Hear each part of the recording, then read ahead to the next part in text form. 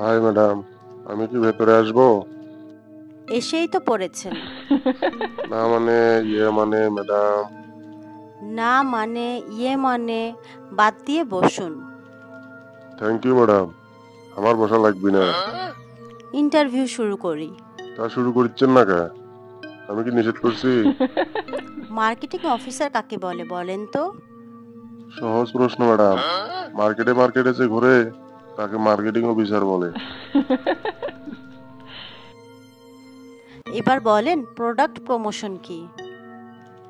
এটা তো আরো সহজ। প্রোডাক্টকে পদোন্নতি দেওয়াই প্রোডাক্ট প্রমোশন। তাই তো বলি আপনার চাকরি হয় না কেন?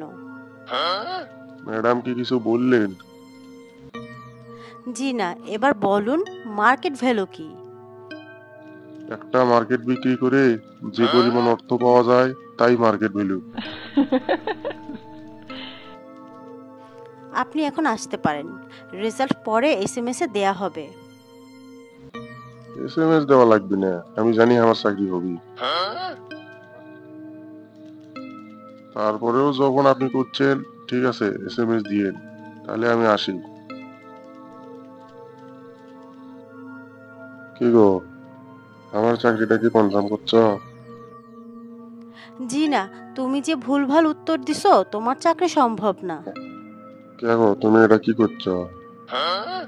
হাজার হলেও আমি তো তোমার স্বামী, তাই নয়? আর তুমি তো জানোই আমার চাকরিটা কত দরকার।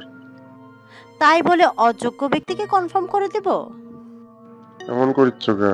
তুমি তো আমার জান পাখি, তাই নয়? না, এটা অন্যায়। সামনের ঈদে তোমার পছন্দের নেকলেস আর তোমার শখের আইফোন গিফট করবো তোমার। সরি, হবে না। প্লিজ সোনা পাখি, জান পাখি, ময়না পাখি বলছি, প্লিজ। আগে ভেবে দেখি।